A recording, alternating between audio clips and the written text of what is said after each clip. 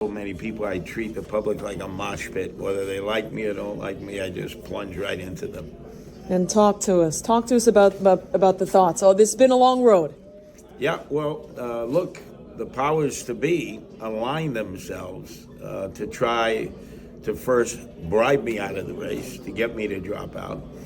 And then we're just persistent. Some of the most powerful men in the world were actually telling people not to vote for me, even though they're Republicans. So you say to yourself, well, you left it to the Democrats, to Andrew Cuomo, and he failed again. He failed the first time in the primary, he failed the second time, and now the socialists are empowered even more.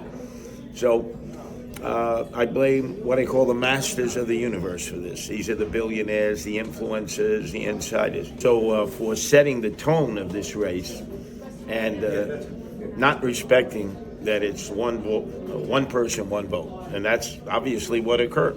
Zohran Mamdani won a mandate, and as I announced in my concession speech, I hope he does well for our sake.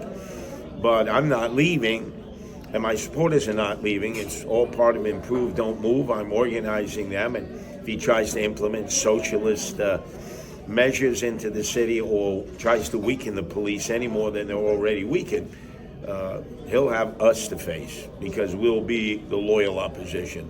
You said you're not leaving. What is next? I live my life day to day. A lot of people wonder, do you have like a 1-year plan, a 5-year plan? I know it frustrates my wife, Nancy. She asked me, what are you planning on doing? I said, I tell you, I just live life day to day. And I've had so many things occur that have been great, so many setbacks. I'm just happy to be alive. That's why my favorite song that I and Nancy share a love of, electric dance music, is Bunt.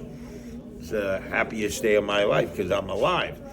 And even though I lost, I still feel great about the campaign we ran because we forced issues to be discussed that Zohran and Andrew really didn't want to discuss. You know, their whole thing was Israel, the Middle East, Persian Gulf in the primary.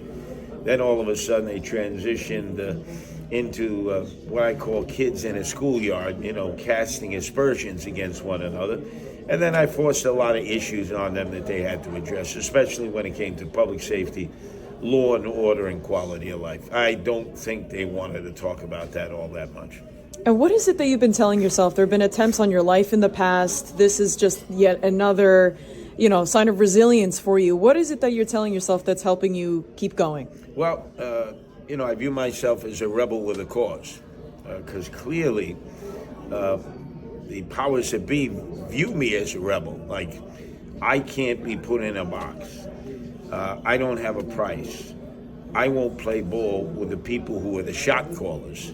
And I think this race has proven to everybody, no matter what your political ideology, that the day and the age of the masters of the universe, as I call them, the billionaires, the influencers, and the insiders, is over. People are tired of that.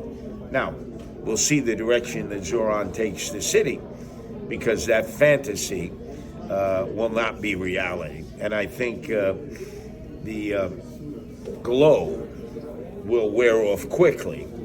But we know Zohran's throwback is when he can't provide what he's promised, which is what most politicians can't do. He'll blame Donald Trump because there's so much antipathy towards Donald Trump in New York City. People will buy into that. Oh, it wasn't Zohran. Wasn't that he was selling us pie in the sky? No. It's the evil one, Donald Trump in Washington, D.C. And that's an easy fallback for him. But he's not going to be able to deliver on everything he's promised because fiscal reality is kicking in. There's no more COVID money.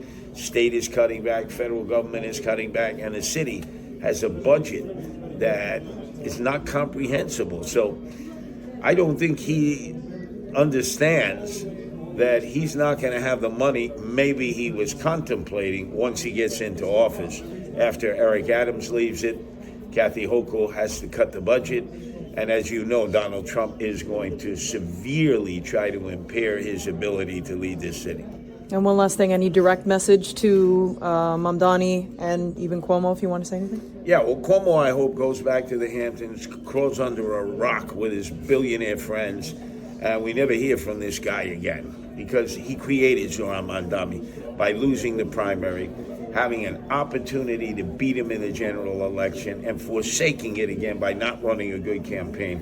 So hopefully we never hear from Andrew Cuomo again, and it clears the way for a new generation of people who are more moderate, more common sense, to sort of fill the footsteps of the old guard who have forsaken us and are so corrupt and so involved in the past that they can't even talk about the future. One thing about Andrew Cuomo, he was so dystopian. He was so disturbing. There's almost nothing that positively emerged from any of the speeches he gave, whereas I was the happy warrior. You may have disagreed with me, but I presented a picture that was pleasing, pleasant, and I was polite to people. Not Andrew Cuomo. His day is over. Hopefully we never hear from him again. Anything to Mamdani? Mamdani, watch your step, because when you try to put into effect your socialist ideology and your plans, I'm going to be organizing against you, because that's what I am, an organizer, and I will become his worst nightmare, especially if he tries to weaken an already weakened police department, which he's promised to do. And one last thing, somebody did ask if you would run again. What's your thought on that? Well, again, when you live your life day to day, you're not even thinking about that, but I'm an organizer. I want to be able to prepare other people and give them the opportunity. The one great thing about this election is look at all the people who voted. We should be applauding them, even though it's not to the outcome that I would have hoped that I would be the mayor. But imagine over 2 million people voted. That indicated that apathy and indifference that we generally assign to a mayoral campaign is over. People were engaged, they were active, they exercised their right to vote. People have died in battle to preserve that, and also the right of free speech, and we had a lot of free speech. So I'm very pleased with the fact that people actually got engaged. Thank you. Anything else? Any other comments? No, I would just say I'm not leaving. I'm here to improve, not move.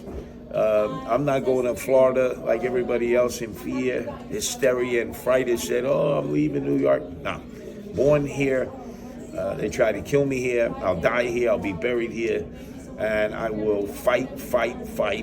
Obviously not physically, but for the beliefs and the ideology that I think other people like me have, and will be the loyal opposition to Zohran Mamdani and the socialists.